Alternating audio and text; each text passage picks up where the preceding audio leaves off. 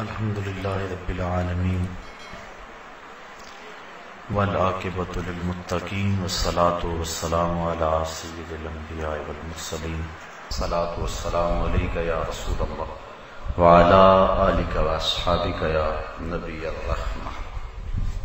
تمام حمد و ثنا، تعریف و توصیف اللہ جل مجدہ کریم کی ذات بابرکات کے لیے جو خالق کائنات بھی ہے اور مالک شہنشاہات بھی۔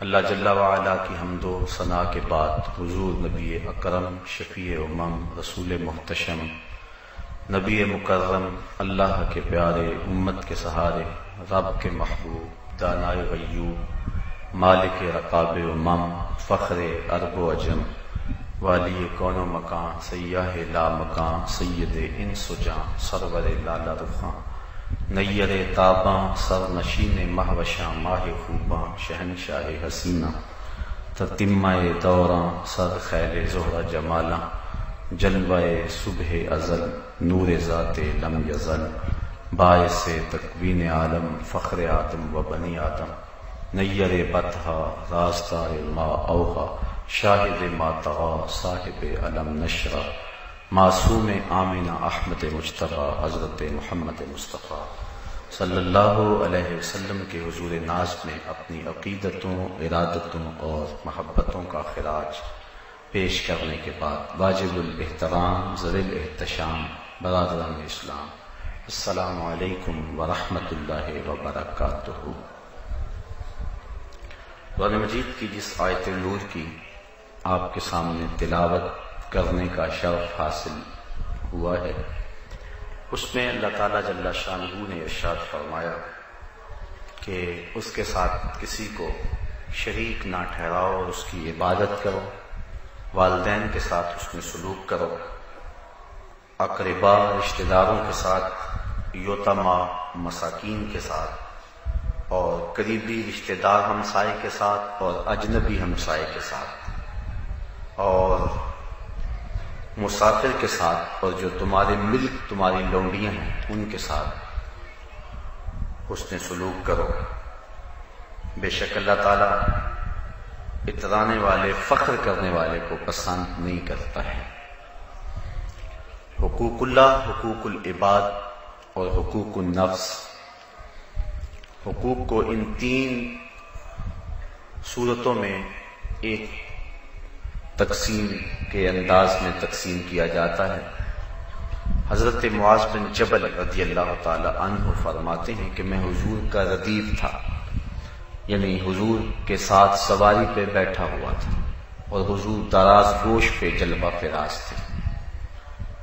تو حضور نے مجھے ارشاد فرمایا، یا معاذ اتدری ما حق اللہ علی العباد، اے معاذ جانتا ہے کہ بندوں پر اللہ کے حق کیا ہیں؟ قال اللہ و رسولہ عالم، عرض کی اللہ اس کا رسول خوب جانتا ہے۔ صحابہ کو کسی معاملے کے بارے میں یقینی پتہ بھی ہوتا، حضور پوچھتے تو وہ یہی جملہ عرض کرتے، جس طرح حجۃ الوداع کے موقع پہ آخری حج حضور نے فرمایا، صحابہ کو فرمایا کہ صحابہ جانتے ہو آج دن کون سا ہے؟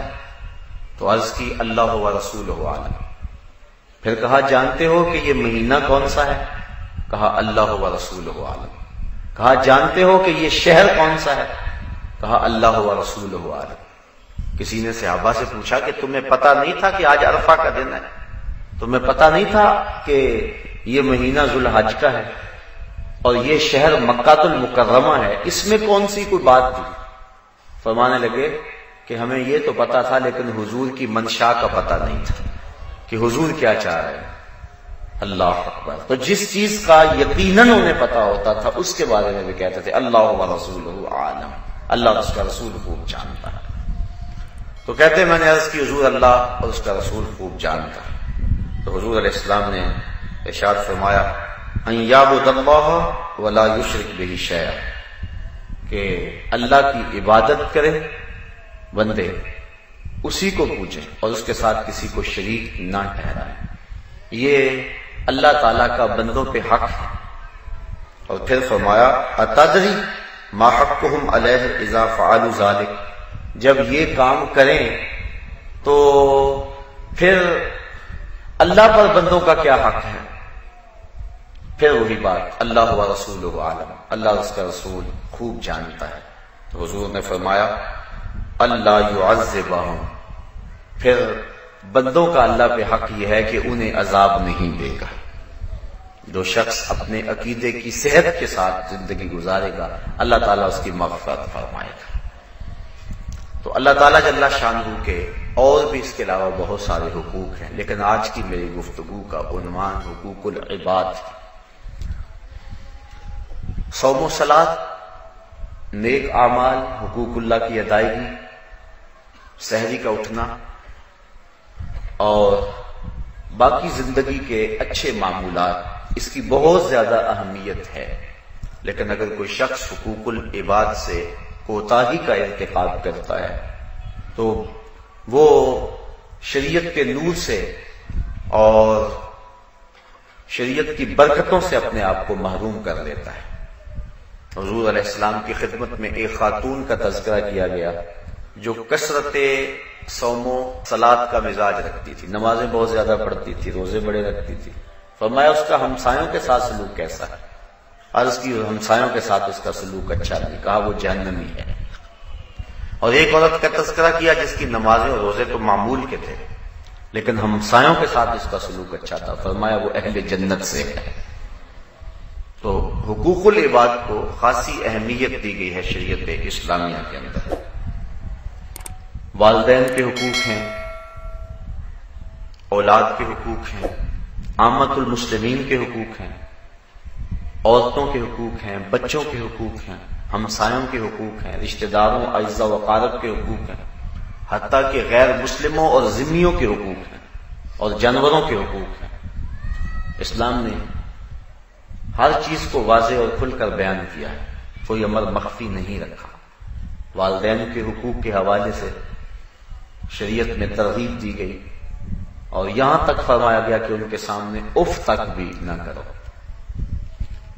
ان کی قلبی نزاکت کا بھی تم خیال رکھو کہ کہیں ان کے دل میں تمہارے بارے میں کوئی اتنا میل بھی نہ آنے پائے اور تمہاری طرف سے اتنا بوجھ بھی اور اتنی تکلیف نہ پہنچے۔ علماء نے اس کی تشریح میں لکھا ہے کہ جب والدین بوڑھے ہو جائیں اور بندہ ان کو اٹھا کر کے لے جاتا ہے بول و براز کے لیے تو بعض کا چارپائی پر ہی بول و براز نکل جاتا ہے، تو انسان اس بدبو اور تعفن سے بچنے کے لیے اپنی ناک پہ کپڑا رکھ لیتا ہے۔ یہ نفرت والدین سے نہیں ہے، یہ نفرت اس غلاظت سے۔ تو والدین چونکہ بوڑھے ہیں تو اولاد کے اس رویے سے ان کے دل کو تکلیف کا امکان ہے کہ شاید میری اولاد میرے سے نفرت کر رہی ہے اور اب اپنی ناک پہ کپڑا رکھ رہی ہے۔ تو علماء نے لکھا ہے کہ اپنی ناک پہ کپڑا نہ رکھو، تکلیف سہ لو لیکن اپنی ناک کو نہ ڈھانپو، چونکہ اس سے والدین کو چونکہ تکلیف ہوگی تو اس چیز کا بھی لحاظ اور خیال رکھا جائے۔ حضرت امام حسن نے ساری زندگی حضرت فاطمہ زہرا رضی اللہ تعالیٰ عنہا کے ساتھ کھانا نہیں کھایا۔ ایک دن انہوں نے کہا بیٹا میرا جی چاہتا ہے کہ تم میرے ساتھ بیٹھ کے کھاؤ اور تم نے آج تک کھایا نہیں۔ تو عرض کی کہ اماں جی اس ڈر سے کہ کسی لقمے کی طرف آپ کی نظر سبقت لے جائے لیکن آپ کا ہاتھ نہ بڑھے اور میں آپ کے ارادے سے عدم آگہی کی وجہ سے اس لقمے کو آپ سے پہلے اٹھا لوں اور آپ ماں ہونے کے ناطے سے مجھے روکیں بھی نہ، تو یہ میرے لیے بے ادبی ہے کہ جس لقمے کو اٹھانے کا عزم آپ کر چکی ہیں میں آپ سے پہلے اس کو اٹھا کے اپنے منہ میں ڈال لوں۔ یہاں تک خیال اور لحاظ رکھا گیا ہے اور والدین کی تعظیم کا حکم دیا گیا ہے۔ اور سچی بات ہے جو حضور نے فرمایا کہ والدین کے حقوق ادا ہی نہیں ہو سکتے الا یہ کہ ان کو غلام پائے اور خرید کے آزاد کرتے ہیں۔ اس طرح ماں کے حقوق الگ سے بیان فرمایا۔ ایک صاحب پوچھتے ہیں حضور کی بارگاہ میں کہ میرے حسن سلوک کا سب سے زیادہ مستحق کون ہے؟ تو فرمایا تیری ماں۔ عرض کی ثم من، پھر کون؟ فرمایا تیری ماں۔ پھر کہا ثم من حضور پھر کون؟ پھر فرمایا تیری ماں۔ تو پھر اس نے چوتھی مرتبہ پوچھا تو فرمایا تیرا باپ. علماء نے اس کی تشریح میں لکھا ہے کہ چونکہ ماں پہلے ایام حمل کی تکلیف، پھر وضع حمل کی تکلیف، اور پھر پرورش کی، دودھ پلانے چھڑانے اور اس کی تربیت کی تکلیف، 3 مراحل سے گزرتی ہے، اور باپ صرف تیسرے مرحلے میں شامل ہوتا ہے. اس لیے ماں کا تذکرہ 3 مرتبہ فرمایا اور باپ کا تذکرہ 1 مرتبہ فرمایا. تو والدین کے حقوق ہیں ہمارے ذمہ، ان کو آسودگی دیں، انہیں خوش رکھیں، ان کی ناراضگی سے بچیں. اللہ کی رضا والدین کی رضا میں ہے، اور اللہ کی ناراضگی والدین کی ناراضگی میں. رضا اللہ فی رضا الوالد وسخط اللہ فی سخط الوالد. اسی طرح والدین کے حقوق جس طرح اولاد کے ذمے ہیں، اس طرح والدین کے ذمے اولاد کے حقوق بھی ہیں کہ ان کی اچھی تربیت کریں، ان کا اچھا نام رکھیں، ان سے پیار کریں. حضرت امام حسن رضی اللہ تعالی عنہ کا حضور نے منہ چوما تو اقرع بن حابس التمیمی جو کہ اپنی قوم کے سردار تھے، وہ پاس بیٹھے ہوئے تھے. جب اس منظر کو انہوں نے دیکھا تو کہا حضور میرے 10 بیٹے ہیں، میں نے تو کبھی ان کے ساتھ یوں پیار نہیں کیا. حضور نے فرمایا من لا یرحم لا یرحم، جو رحم نہیں کرتا اس پہ بھی رحم نہیں کیا جائے گا. تو ترغیب دی اس بات کی کہ اپنی اولاد کے ساتھ اس نے سلوک کرو، اپنی اولاد کے ساتھ پیار کرو. وہ تمہارے پیار کی طالب ہے، تمہارے پیار کی بھوکی ہے، تم اسے پیار دو، اس کو محبت دو، ان کا اچھا نام رکھو، ان کو دین سکھاؤ. 5-7 سال کے ہو جائیں تو مسجد میں انگلی لگا کے لاؤ، 10 سال کے ہو نماز نہیں پڑھتے تو ان کو مار کے نماز پڑھاؤ. ترغیب دی گئی. ان کے بستر الگ کر دو، وقت پہ ان کی شادی کر دو، ہر شے بیان فرمائے.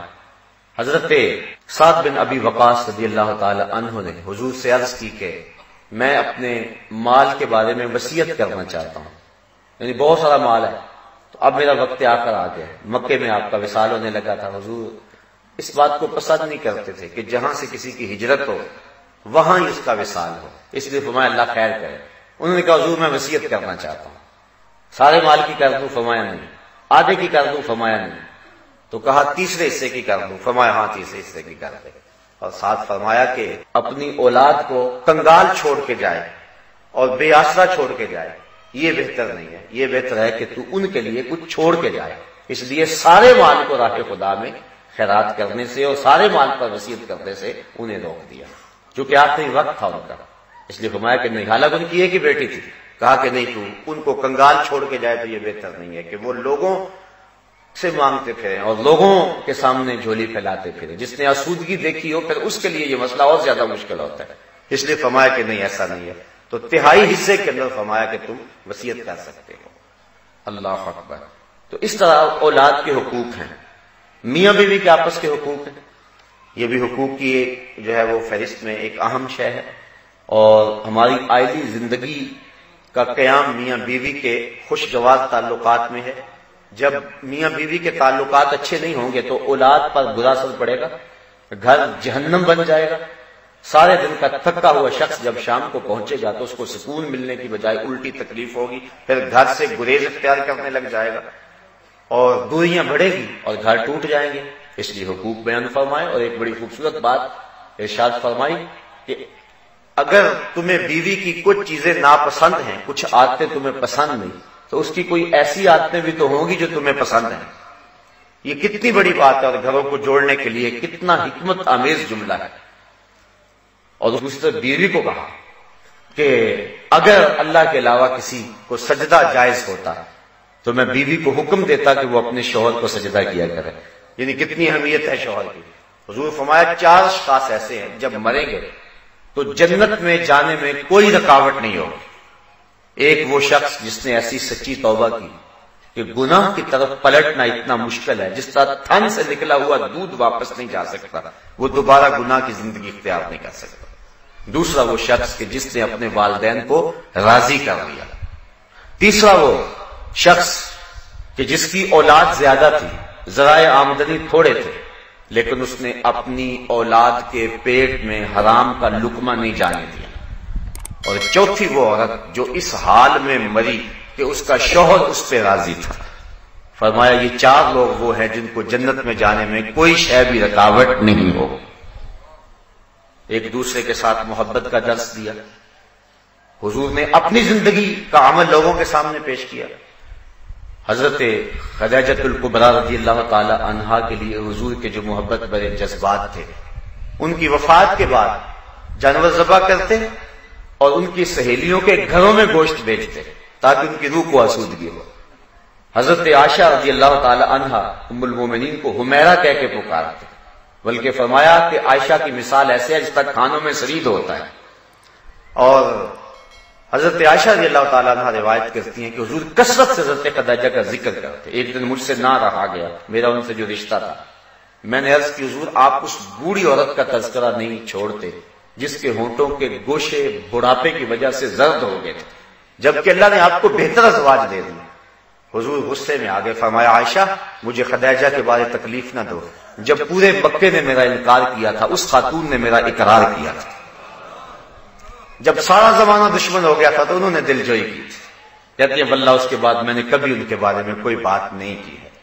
اور حضرت خدیجہ الکبریٰ کا جب آخری وقت آیا تو انہوں نے حضور سے چادر رحمت مانگی. حضور یہ چادر عنایت کر رہے ہیں. پوچھا کیوں؟ عرض کی حضور بخار جان لیوا ثابت ہو رہا ہے، میں چاہوں گی کہ اس چادر سے مجھے کفن دیا جائے. کسی شوہر کے بارے میں کسی بیوی کی اس سے بڑی گواہی کیا ہو سکتی ہے کہ وہ کہہ رہی ہے کہ اگر مجھے میرے شوہر کی چادر مل جائے تو میری نجات کی ضمانت ہے.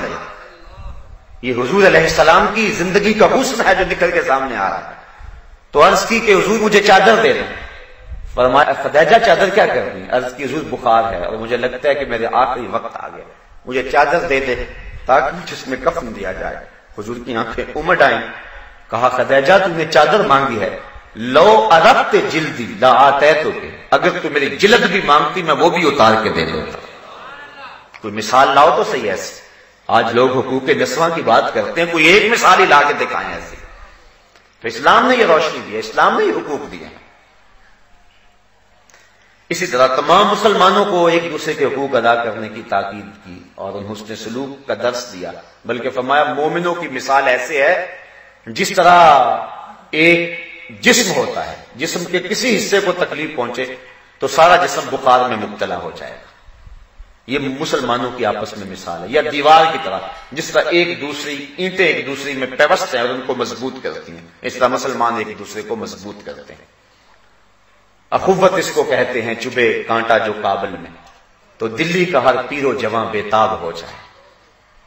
آج کہا جاتا ہے ہم نے پوری دنیا کا ٹھیکہ تو نہیں لیا ہوا. کیوں نہیں لیا ہوا؟ ہمیں اسلام نے سکھایا یہ ہے.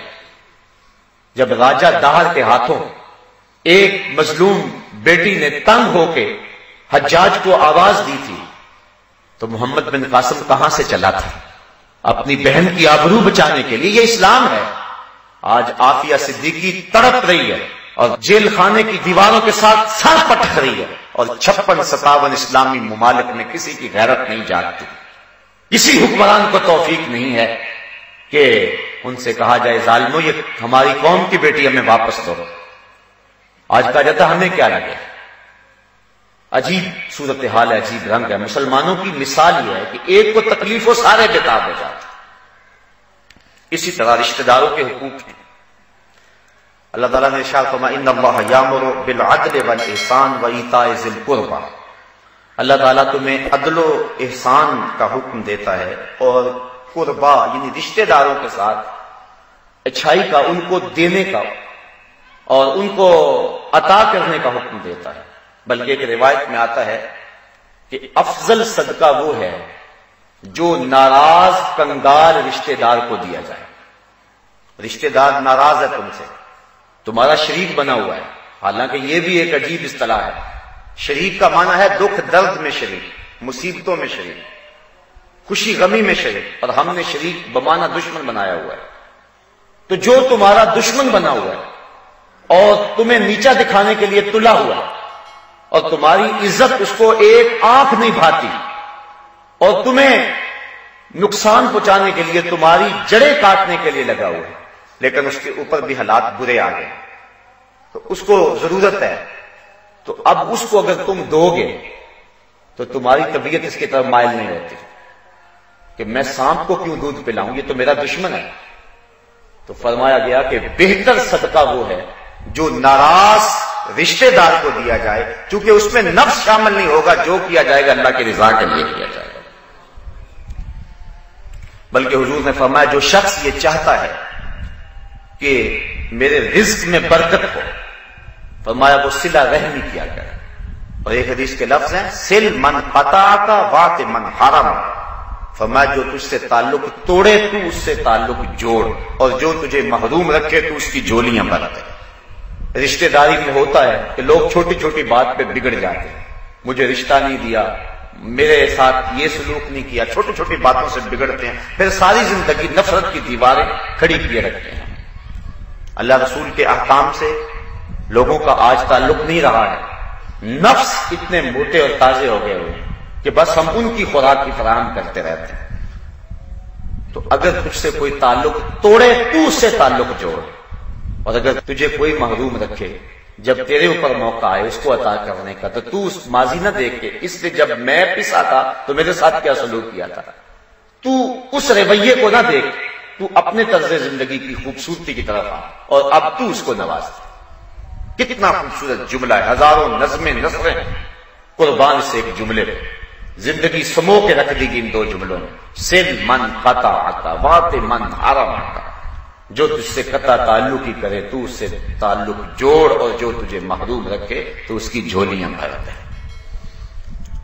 رشتہ داریوں کے جوڑنے کے لیے کتنا خوبصورت یہ جملہ ہے، بلکہ حضور نے فرمایا لا يدخل الجنت قاطع، قطع تعلقی کرنے والا جنت میں داخل نہیں ہوگا۔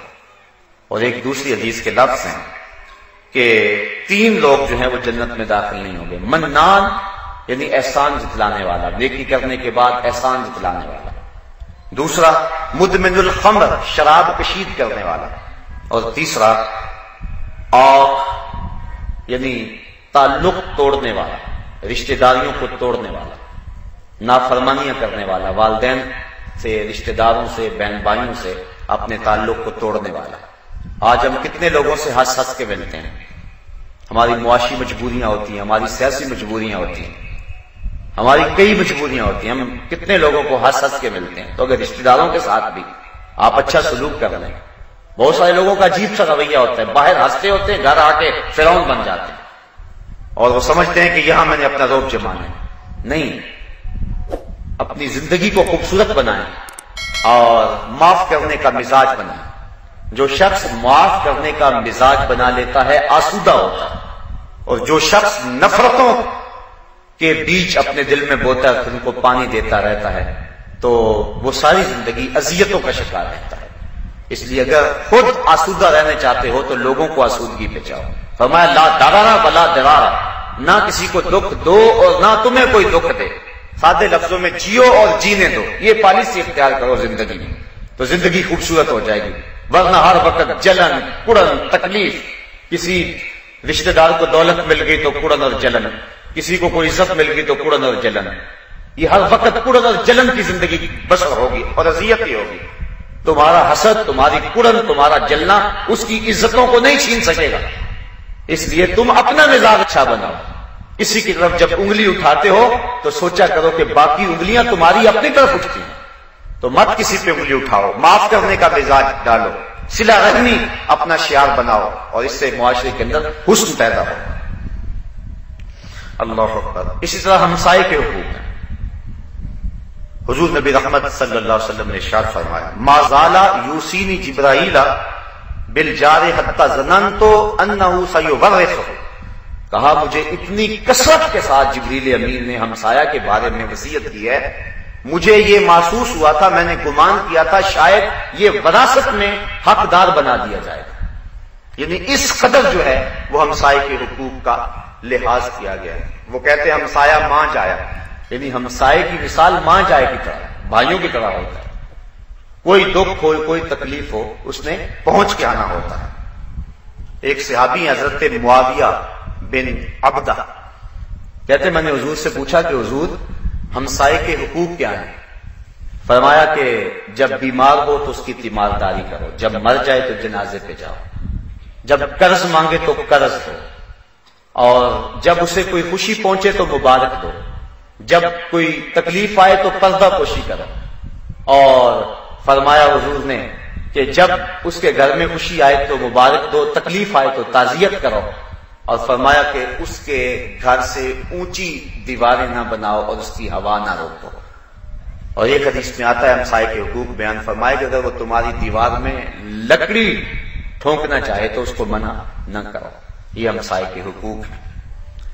بلکہ اللہ کے محبوب علیہ السلام نے ارشاد فرمایا واللہ لا یؤمن واللہ لا یؤمن واللہ لا یؤمن، اللہ کی قسم وہ مومن نہیں ہے، اللہ کی قسم وہ مومن نہیں ہے، اللہ کی قسم وہ مومن نہیں ہے۔ صحابہ نے عرض کی ومن یا رسول اللہ، حضور کون مومن نہیں ہے؟ حضور نے فرمایا الذی لا یامن جارہ، جس شخص کا ہمسایہ اس کی شر سے محفوظ نہیں ہے وہ شخص مومن ہی نہیں ہے۔ بلکہ ایک حدیث کے لفظ ہیں، فرمایا جو شخص پیٹ بھر کے کھاتا ہے اور رات گزارتا ہے اور یہ جانتا ہے کہ میرا ہمسایہ بھوکا ہے اور اس کو کھانا نہیں دیتا، حضور نے ارشاد فرمایا وہ مجھے مانتا ہی نہیں ہے، اس کا میرے پہ ایمان ہی نہیں ہے۔ ہمسایہ بھوکا ہو تو 40 دن نمازیں قبول نہیں ہوتی، تو فرمایا اس کا میرے پہ ایمان ہی نہیں۔ بلکہ حضور نے ایک آسان نسخہ بیان فرمایا، سنیے۔ حضور فرماتے ہیں کہ جب تم کھانا پکاؤ تو تھوڑا سا پانی زیادہ ڈال لو اور شوربہ ہمسایوں کے گھر بھی بھیج دو۔ یہ ہمیں شریعت نے حکم دیا۔ اگر ایسا ہم نہیں کر سکتے تو پھر حکم ہے کہ ایسے زاویے میں کھانا پکائیں کہ ہمسائے کے بچوں تک اس کی خوشبو نہ پہنچے، چونکہ مزدور کے غریب بچے اگر اپنے باپ سے اس کی فرمائش کر بیٹھے تو وہ فرمائش کو پورا نہ کر سکا تو پھر اس کا علاج کس کے پاس ہوگا؟ یا تو تم تھوڑا سا پانی زیادہ ڈال لو اور شوربے کی پیالی ایک بھیج دو، کوئی حرج نہیں ہے اس میں، تمہارا کیا بگڑے گا؟ اور یا پھر ایسے زاویے میں تم وہ چیز پکاؤ کہ اس کی بو ہمسائے کے گھر نہ پہنچے۔ کہ بچے اگر رو پڑے ضد کر بیٹھے، بچے تو بچے ہوتے ہیں، انہیں کیا پتا ہوتا ہے ہمارے والدین کی پوزیشن کیا ہے؟ بچے تو کھیلنے کے لیے چاند بھی مانگ لیتے ہیں، بچے تو امیر اور غریب کے ایک جیسا مزاج رکھتے ہیں، یہ تو بعد میں پتا چلتا ہے کہ ہم غریب ہیں اور ہماری حالت یہ ہے۔ جب جوان ہوتے ہیں، پروان چڑھتے ہیں اور حالات کا جبر سہتے ہیں، پھر انہیں پتا چلتا ہے ہم نے تو عید کے دن بھی آلو چھولے بیچنے ہیں، ہم نے تو عید کے دن بھی غبارے بیچنے ہیں، ہم نے تو عید کے دن بھی بسوں میں پانی بیچنا ہے اور کنڈکٹروں کے دھکے کھانے ہیں۔ یہ تو بعد میں انہیں پتا چلتا ہے، لیکن بچپن میں تو نہیں پتا ہوتا ان کو، تو وہ اپنے ماں باپ سے ہر وہ مطالبہ کر لیتے ہیں جس مطالبے کو وہ پورا نہیں کر سکتے، تو ماں باپ پھر پریشان ہو جاتے ہیں۔ وہ کیا کسی نے کہا تھا دوپہر کو سلا دیتی ہے بچوں کو وہ اس ڈر سے، دوپہر کو سلا دیتی ہے بچوں کو وہ اس ڈر سے، گلی میں پھر کھلونے بیچنے والا نہ آ جائے۔ یہ تو لوگوں سے پوچھے کہ جو محرومیوں کا شکار ہیں کہ وہ روتے ہوئے بچوں کو کیسے چپ کراتے ہیں، بچوں کی آرزوئیں اور مچلتی ہوئی تمناؤں کو کس طرح جو ہے وہ خاموش کرواتے ہیں۔ آپ روز دیکھتے نہیں کہ لوگ ماں باپ اپنے بچوں کی آرزو پورا نہیں کر سکتے تو وہ خودکشی کر جاتے ہیں۔ تو یہ حالات پیدا ہو جاتے ہیں۔ ماں جب اپنے بیٹے کو بلکتا ہوا دیکھتی ہے اور اس کو دودھ بھی فراہم نہیں کر سکتی تو اس ماں کے کلیجے کے جو جذبات ہیں، اس دل کی جو حالت ہے، اس کو لفظوں کا کوئی روپ نہیں دیا جا سکتا ہے۔ اللہ نے ماں کا دل اتنا گداز اور نرم بنایا ہوا، اس لیے حضور نے کتنا خوبصورت جملہ ارشاد فرمایا کہ گوشت پکاؤ اگر تو تھوڑا سا پانی زیادہ ڈال لو اور ہمسایوں کے گھر بھی ایک پیالی بھیج دو۔ یہ مزاج بناؤ۔ ایک زمانہ تھا یہ مزاج تھا، آج یہ مزاج ختم ہو گیا۔ آج ہر شخص اپنے گھر میں، بعض اوقات ہمسائیگی کے اندر ایک غریب آدمی ہوتا ہے، ہم شادی پہ بھی نہیں اس کو بلاتے، اس وقت بھی ہم جو فہرست مرتب کرتے ہیں تو اس وقت سوچتے ہیں کہ جس کے آنے سے ہمارے گھر میں عزت ہوگی اور جس کے آنے سے ہمارا وقار بڑھے گا اور جو ہے وہ ہمیں معاشرہ داد دے گا۔ غریبوں کو تو اس موقع پہ بھی نہیں پوچھتا۔ اور حضور نے فرمایا شر الطعام طعام الولیمہ، بدترین کھانا ولیمے کا کھانا ہے جس میں عمرا کو تو بلایا جائے اور غربا کو نظر انداز کیا جائے۔ وہ بدترین کھانوں میں کھانا حضور نے بیان فرمایا۔ تو جب بھی آپ شادی کریں، بیاہ کریں، تو اس وقت جن سے نیوندرا ملنے کی کوئی توقع نہیں ہے ان غرباء و مساکین کو بھی آپ بلائیں اور بٹھائیں اور ان کو بھی عزت سے کھانا کھلائیں، دیکھیں آپ کو اللہ برکت نصیب فرمائے گا۔ تو اس لیے حضور نے فرمایا اپنے ہمسایوں کے ساتھ اس انداز کے اندر سلوک کرو۔ اللہ اکبر۔ حضرت ام المومنین سیدہ عائشہ رضی اللہ تعالی عنہا کہتے میں نے حضور سے عرض کی حضور میرے 2 ہمسائے ہیں تو میں کس سے ابتدا کروں؟ تو فرمایا جس کا دروازہ تمہارے دروازے کے قریب ہے۔ ہمسائے اگر 2 ہوں تو دیواریں سب کی لگتی ہیں، بعض کہتے ہیں گھر کو 5-6 گھروں کی دیواریں لگتی ہیں، تو کہا کہ جس کا دروازہ تمہارے دروازے کے قریب ہے وہ قریبی ہمسایہ ہوگا. ویسے علماء نے فرمایا ہے کہ ہمسایہ 40 گھروں تک ہوتا ہے. آس پاس کے 40 گھر جو ہیں وہ ہمسائے کہلائیں گے. حضور نبی رحمت صلی اللہ علیہ وسلم کا ایک اور فرمان سنیے. فرمایا جو شخص اپنے دوستوں کے ساتھ اچھا ہے اور اپنے ہمسایوں کے ساتھ اچھا ہے وہ اللہ کی نظر میں بھی اچھا ہے، اور جو اپنے دوستوں اور اپنے ہمسایوں کے ساتھ اچھا نہیں ہے وہ اللہ کی نظر میں اچھا نہیں ہے. اس لیے اپنے آپ کو ہمسایوں کے لیے نفع بخش بناؤ اور دوستوں کے لیے نفع بخش بناؤ. وہ تمہیں تکلیف بھی پہنچائیں تو کوئی حرج نہیں ہے. ہمسایہ تو کافر ہو پھر بھی ساتھ اس کے حسن سلوک کرنے کی تاکید کی گئی ہے. اور حضور فرمایا اگر وہ قرض مانگے تو اس کو قرض بھی دو. اسی طرح غلاموں کے حقوق ہیں. حضرت ابو ذر رضی اللہ تعالی عنہ سے حضور نے فرمایا کہ یہ تمہارے بھائی ہیں، اللہ نے انہیں تمہارے ماتحت کر دیا.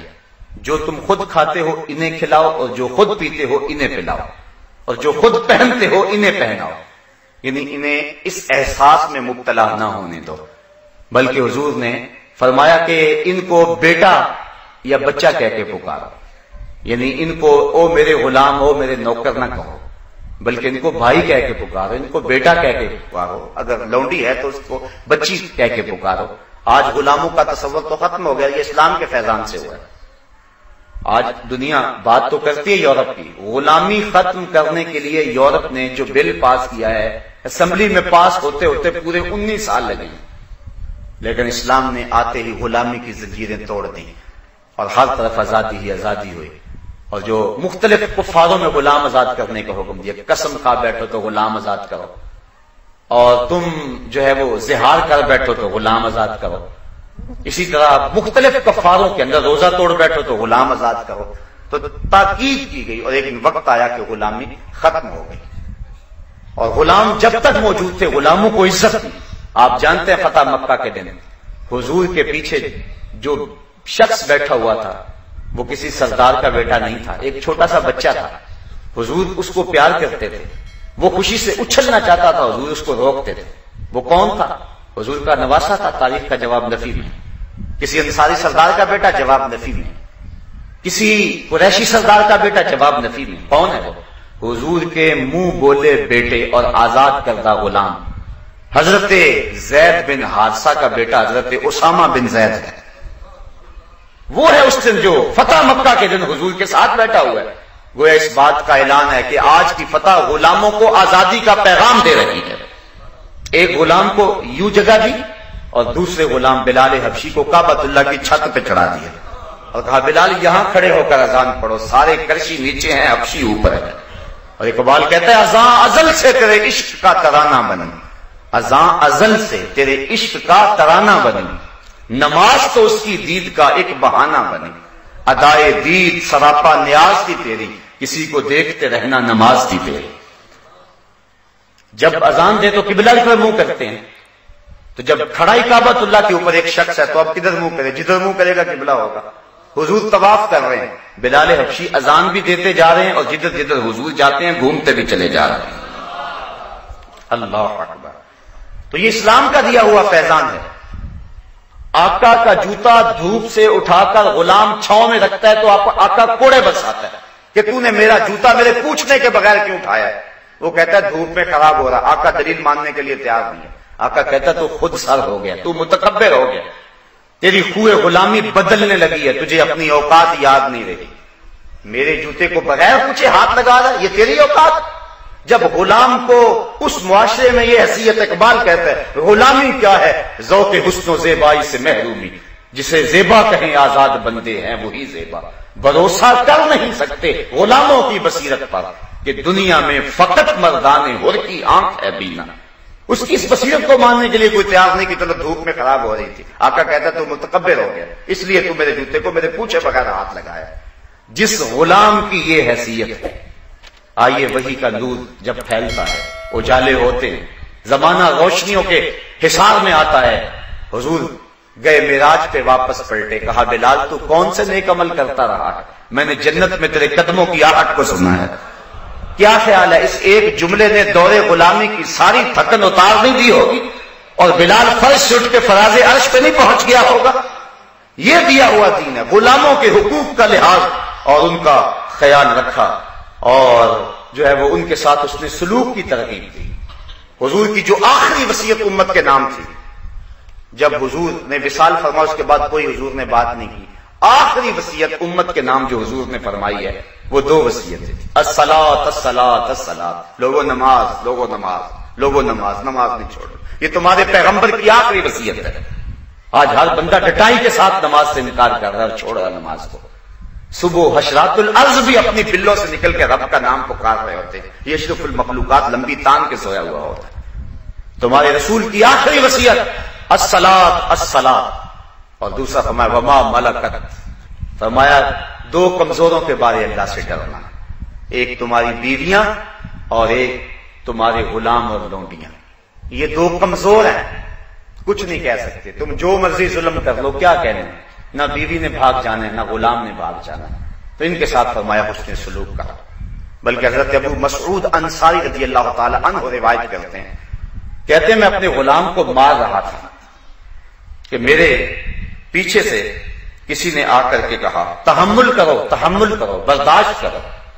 میں نے جب پلٹ کے دیکھا تو حضور کھڑے تھے، اور حضور نے فرمایا ابو مسعود اس غلام پر جتنا تو قادر ہے اللہ تیرے پہ اس سے زیادہ قادر ہے. حضرت ابو مسعود کہتے ہیں حضور میں نے اللہ کے لیے اس غلام کو آزاد کر دیا. حضور فرمایا نہ کرتے تو جہنم میں بھی جاتے. اللہ اکبر. تو غلاموں کے ساتھ اس نے سلوک کرنے کا حکم دیا ہے اور اس نے سلوک کرنے کا درس دیا ہے. اسی طرح جو غیر مسلم ہیں ان کے ساتھ اس نے سلوک کرنے کا، ذمیوں کے ساتھ اس نے سلوک کرنے کا، ان کے حقوق کو ادا کرنے کا حکم دیا ہے. اپنے ماتحت جو ذمی ہیں ان کی جان و مال اور آبرو کے محافظ ہیں مسلمان، اور اگر ان کی حفاظت نہیں کر سکتے تو پھر ان سے جزیہ بھی نہیں لے سکتے. حضرت سعد بن ابی وقاص رضی اللہ تعالی عنہ نے جب حمص فتح کیا اور وہاں انہوں نے ان سے جزیہ لیا، تو جب رومیوں نے پوری اطراف سے مسلمانوں پر حملے کر دیے تو حضرت عمر فاروق رضی اللہ تعالیٰ عنہ کے حکم سے انہیں حمص چھوڑ کے واپس آنا پڑا. تو جب حضرت سعد بن ابی وقاص واپس آنے لگے تو آپ نے عیسائیوں کو بلایا اور بلا کے رقم ان کے سامنے رکھی جو جزیے کی ان سے وصول کی ہوئی تھی. کہا ہم اب تمہارے مال و جان کی حفاظت نہیں کر سکتے، لہذا جزیہ لینے کا بھی حق نہیں رکھتے. تو وہ عیسائی رو پڑے تھے. وہ کہتے تھے کہ اتنے اچھے حکمران ہمیں چھوڑ کے جا رہے، اور آپ اپنی اندلس کی تاریخ پڑھیں، کتنی روشن تاریخ ہے. ہم نے کتنے 100 سال وہاں حکومت کی ہے. آج بھی مسجد کرتبہ اور بیت الاحمر مسلمانوں کی راہیں تک رہا ہے. عبد الرحمن الداخل کا بویا ہوا کھجور کا درخت آج بھی امت مسلمہ کو پکار رہا ہے. وہ 1400 ستونوں پہ مشتمل مسجد جس میں آج گھوڑے بندھے ہوئے ہیں اور کلیسا بنا ہوا ہے، آج امت مسلمہ کو پکار رہا ہے. رو رہی ہے آج ایک ٹوٹی ہوئی مینا سے. کل تلک گردش میں جس ساتھی کے پیمانے رہے، خیر تو ساتھی صحیح لیکن پلائے گا کسے. اب نہ میں کش رہے باقی نہ میں خانے رہے.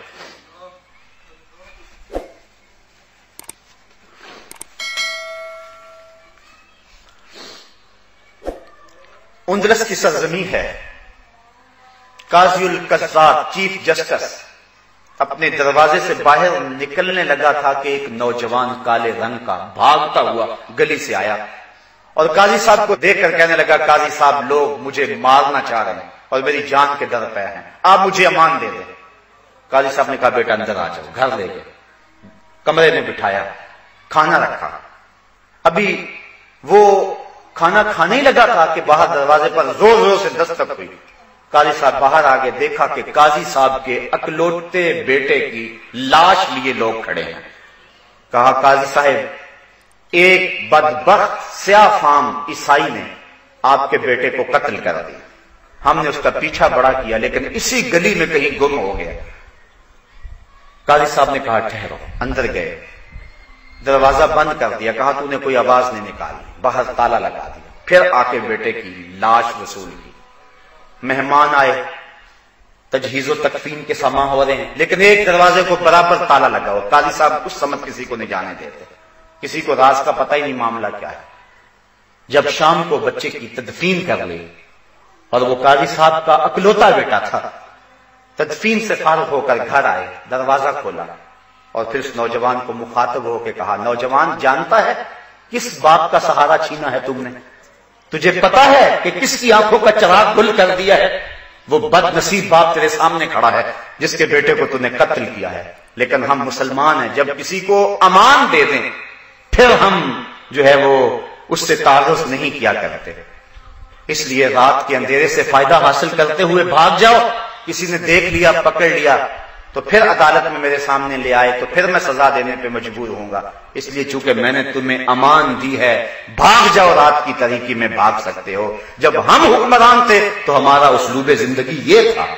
یہ جو کچھ گوجرے میں ہوا ہے، یہ جو کچھ سوات میں ہوا ہے، یہ اسلام کی تصویر نہیں ہے، یہ لوگوں کی خود ساختہ کہانیاں ہیں۔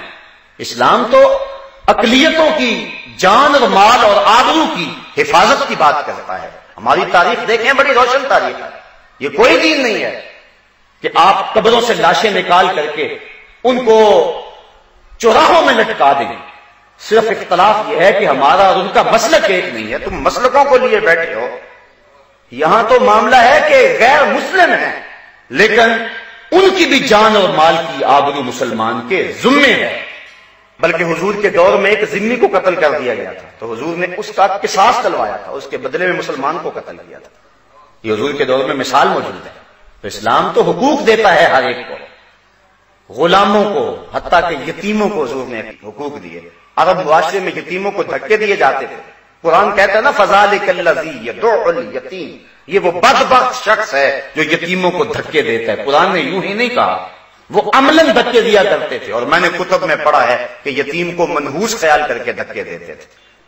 لیکن حضور نے کیا فرمایا، انا وکافل الیتیم فی الجنت ہاکذا، میں اور یتیم کی کفالت کرنے والا جنت میں اس طرح ہوں گے جس طرح یہ میری دو انگلیاں ہیں۔ اللہ اکبر۔ بلکہ مجمع لگا ہوا ہے، ایک صحابی نے عرض کی، حضور میرا بیٹا صبح سے گم ہو گیا، مل نہیں رہا، آپ اس کے لیے دعا کریں۔ قبل اس سے کہ حضور کے ہاتھ اٹھتے ایک شخص جو ابھی آیا تھا اور پیچھے بیٹھا ہوا تھا اس نے بھی سن لیا، اٹھ کے عرض کی، حضور ابھی میں فلاں باغ کے آگے سے گزر کے آیا ہوں، میں نے اس کے بیٹے کو بچوں کے ساتھ کھیلتا ہوا دیکھا ہے۔ باپ نے جب سنا کہ میرا بیٹا فلاں باغ میں ہے، صبح سے تلاش کر رہا تھا، دوڑ لگا دی۔ حضور علیہ السلام نے فرمایا سے بلاؤ، بلایا گیا، کہا بڑی جلدی ہے حضور، آپ جانتے ہیں کہ ایک باپ کے بیٹے کے ساتھ تعلق کا رشتہ کیا ہے، اور میں جلدی سے بیٹے کو ملنا چاہتا ہوں، ماں الگ تڑپ رہی ہے، میں چاہتا ہوں جلدی اس کو ماں تک لے جاؤں۔ فرمایا ضرور جاؤ، بیٹے سے ملو، اس کی ماں کو بھی ملواؤ، میں نہیں روکتا، لیکن میری ایک وصیت بس یاد رکھنا، جب باغ کے کنارے جانا تو اپنے بیٹے کو بیٹا کہہ کے آواز نہیں دینی، جو نام رکھا ہے اس نام سے آواز دینی۔ عرض کی، حضور اگر بیٹا کہہ کے آواز دے دوں تو اس میں حرج بھی کیا ہے؟ فرمایا تم نہیں جانتے، اکٹھے کھیلنے والے بچوں میں ہو سکتا ہے کوئی یتیم بچہ بھی کھیل رہا ہو، اور جب تم اپنے بیٹے کو بیٹا کہہ کے پکارو گے تو اس یتیم کے دل میں آئے گا کاش میرا باپ ہوتا تو آج مجھے بیٹا کہہ کے پکارتا۔ بیوہ کے سامنے اپنی بیوی سے پیار کرنے سے منع کیا گیا ہے، غریب کے سامنے اپنی دولت کی نمائش کرنے سے روکا گیا ہے، یہ اسلام کا مزاج ہے۔ تو کہا ہو سکتا ہے کہ وہاں کوئی یتیم کھڑا ہو اور وہ بھی بچوں کے ساتھ کھیل رہا ہو، چونکہ تم صبح کے بچھڑے ہوئے ہو، تمہارے لہجے میں بلا کی مٹھاس ہے، اور تم جب بیٹا کہہ کے پکارو گے بڑا شہد نچڑ رہا ہوگا تمہاری زبان سے، تو اس کو اپنا باپ یاد آ جائے گا، کاش آج میرا باپ ہوتا تو مجھے بھی بیٹا کہہ کے پکارتا، مجھے بھی آج وہ اس الفاظ اور اس پرنور لفظوں سے پکارتا۔ تو فرمایا کہ تو نے اپنے بیٹے کو بیٹا کہہ کے پکارنا نہیں ہے۔ اللہ اکبر۔ اسلام نے عورتوں کو حقوق دیے، آج مغرب عورتوں کو حقوق دینے کی بات کرتا ہے، جبکہ عورتوں کو جب حق خود ارادیت دیا گیا تو اس میں عمر کا تفاوت رکھا گیا، اور پھر اس بل کو بھی پاس کرنے کے لیے کتنی تگ و تاز ہوئی اور کتنے لوگوں نے انکار کیا۔ اسلام نے عورت کو جو مرتبہ دیا ہے، میں کہتا ہوں عورت تیری تو زندگی پہ زمانہ راضی نہیں تھا، تیری زندگی بچائی ہے تو آمنہ کے لال نے بچائی۔ پڑھ قرآن، پڑھ تاریخ، جب کسی کے ہاں بیٹی جنم لیتی تو اس کا رنگ کالا ہو جاتا، آبرو بچانے کا ایک ہی راستہ تھا کہ اس عورت کو زندہ درگور کر دیا جائے، اور اگر ایسا نہیں کیا جاتا تو وہ شخص معاشرے میں منہ دکھانے کے قابل نہیں تھا۔ یہ ایسی تاریخ ہے جس کو جھٹلایا نہیں جا سکتا۔ بیٹیوں کو زندہ درگور کیا کرتے تھے۔ حضور نے ایک جملہ کہا، آپ نے سینکڑوں بار وہ جملہ سنا، لیکن اس تناظر میں کبھی اس کو سوچنے کی کوشش کرو۔ فرمایا فاطمہ تو بضعۃ منی، لوگوں فاطمہ میرے جگر کا ٹکڑا ہے۔ اپنی بیٹی کے بارے میں میں بھی بڑے محبت بڑے جذبات رکھتا ہوں، آپ بھی رکھتے ہیں۔ بیٹیاں جب گھروں سے رخصت کرتے ہیں تو باپ پھوٹ پھوٹ کے روتے دیکھتے ہیں۔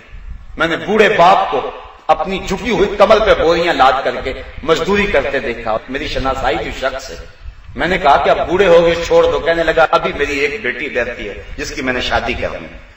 بوڑھا باپ کمر پہ بوریاں لاد کے مزدوری کر رہا ہے، جوان بھائی فیکٹری میں اوور ٹائم لگا رہا ہے کہ میں نے اپنی بہن کے ہاتھ پیلے کرنے ہیں۔ میں نے کہا یہ بھائی تو قتل کرتا تھا، یہ باپ تو زندہ درگور کرتا تھا، اس کو بیٹی اور بہن کے لیے یہ محبت کس نے دی؟ شکریہ ادا کرے آمنہ کے لال کا کہ انہوں نے یہ عزت دی بیٹی کو۔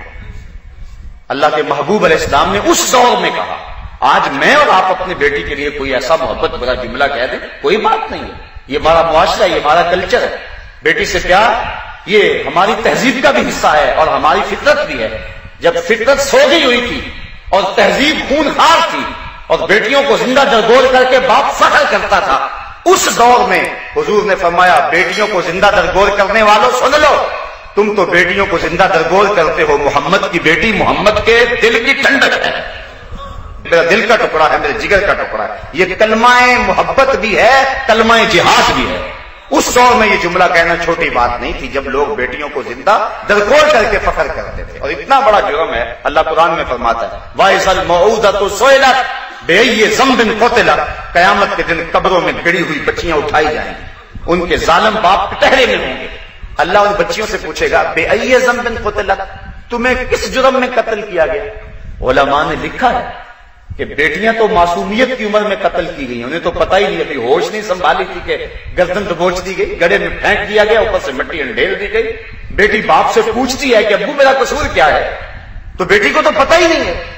ایک صحابی حضور کی خدمت میں حاضر ہوتا ہے، زمانہ جاہلیت کا واقعہ سناتا ہے کہ میں سفر پہ گیا تھا، واپس پلٹا تو میری بیٹی جو ہے وہ چلنے پھرنے اور بولنے کے قابل ہو گئی تھی، اور ماں نے اس کو بے پناہ میرا پیار سکھایا تھا، اس امید پر کہ باپ سے پیار کرے گی تو باپ کے دل میں رحم آ جائے گا۔ لیکن جب میں نے اپنے آنگن اور ویڑے میں بیٹی دیکھی تو میں جل بھن گیا، اپنی بیوی کو کوسنے دینے لگا کہ اس سے تو نے سانپ کو جنم دے دیا ہوتا تو اچھا ہوتا۔ پھر ایک دن میں نے باہر اس بیٹی کو کسی بہانے لے گیا اور اس کے لیے گڑھا کھودا، اور جب میں گڑھا کھود رہا تھا بیٹی کو نہیں پتا تھا کیا، اور میں پسینے سے شرابور ہوا تو بیٹی اپنے دوپٹے کے کونے سے میرے ماتھے کا پسینہ صاف کرنے لگی اور کہتا ہے حضور مجھے پھر بھی ترس نہ آیا۔ اور پھر کیا ہوا کہ جب پسینے سے میں شرابور تھا اور پیاس سے ہلکان ہو جا رہا تھا اور میں لگا ہوا تھا گڑھا کھودنے میں نے نظر اٹھائی تو دیکھا بیٹی باہر نہیں۔ میں نے دل میں کہا جان چھوٹی، کسی سمت بھاگ بھی چلی گئی، لیکن تھوڑی دیر کے بعد میں نے دیکھا کہ ایک سمت سے میری بیٹی دوڑی آ رہی ہے، اس نے اپنے دوپٹے کا ایک کونا پانی سے بھگویا ہوا اور میرے قریب آ کے نچوڑتی ہے اپنے دوپٹے اور آنچل کے کونے کو اور کہتی ہے ابو آپ کو پیاس لگی ہوگی۔ یا رسول اللہ مجھے پھر بھی ترس نہ آیا۔ اب آگے کچھ اس نے بیان کرنا چاہا، حضور نے فرمایا بس کرو میرا کلیجہ پھٹا جا رہا ہے۔ تو بیٹیوں کو زندہ درگور کر کے فخر کرتے تھے، اور اللہ فرماتا وَإِذَا الْمَوْءُودَةُ سُئِلَتْ، قیامت کے دن قبروں میں گڑی ہوئی بچیاں اٹھائی جائیں گی، ظالم باپ کٹہرے میں ہوں گے۔ اللہ ان بچیوں سے پوچھے گا تمہیں قتل کیوں کیا گیا؟ قتل بچیوں کو باپوں نے کیا ہے اور کٹہرے میں موجود ہے، انہیں پوچھا جائے، اسباب جرم محرکات نے پوچھے جائے تم نے کیوں قتل کیا، ان کے معصوم اور ننھے دامن پہ کیا داغ دیکھا، لیکن ان سے نہیں پوچھا جا رہا، پوچھا ان بچیوں سے جا رہا ہے۔ تو علماء فرماتے ہیں کہ بیٹیوں کا قتل اتنا گھنونا جرم ہے کہ اللہ تعالیٰ ان کے ظالم باپوں سے بات کرنا بھی گوارا نہیں کرتا، یہ بھی گوارا نہیں ہے کہ ان سے کلام کیا جائے، چاہے کلام عتاب ہی کیوں نہ ہو۔ تو عورت کو تو حق ہی نہیں تھا، اسلام نے حق دیا، زندگی کا حق اسلام نے دیا، وراثت کا حق اسلام نے دیا، باپ کی وراثت میں بھی حقدار ہے، شوہر کی وراثت میں بھی عورت حقدار ہے، اس کو حق مہر کا حق اسلام نے دیا، آزادی اظہار کا حق اسلام نے دیا، نکاح میں اختیار کا حق اسلام نے دیا۔ یہ تو متاع سمجھی جاتی تھی، یہ تو مال سمجھا جاتا تھا، یہ تو کھلونا سمجھا جاتی تھی، اس کی آبرو سے کھیلا جاتا تھا۔ آپ پڑھیں تاریخ کہ عورت کے ساتھ کیا کیا سلوک نہیں ہوا ہے. افلاطون تو اس کو انسان ماننے کے لیے تیار نہیں ہے. وہ کہتا ہے کہ یہ از قبیل جن سے انسان نہیں ہے. وہ ہم شکل ضرور ہے, انسان کو جنم بھی دیتی ہے, لیکن خود انسان نہیں ہے. بدھ نے کہا کہ اللہ کا قرب چاہتے ہو تو عورت سے دور ہو جاؤ, یہ بدی کا سرچشمہ ہے. عیسائیوں کے ہاں بھی یہ تصور پایا جاتا ہے. یہ فادر اور نان کی اصطلاح آپ جو سنتے ہیں, فادر اس شخص کو کہتے ہیں کہ جو عورت سے کنارہ کشی اختیار کر لیتا اور کہتا ہے تب مجھے قرب ملے گا. لیکن اسلام نے اس کی نفی کی قول و عمل سے. حضرت عائشہ رضی اللہ تعالی عنہا کے بستر میں حضور کو وحی آیا کرتی تھی. یہ تو کہتے ہیں عورت بدی کا سرچشمہ ہے, وہاں وحی بستر عائشہ میں آیا کرتی تھی رضی اللہ تعالی عنہا.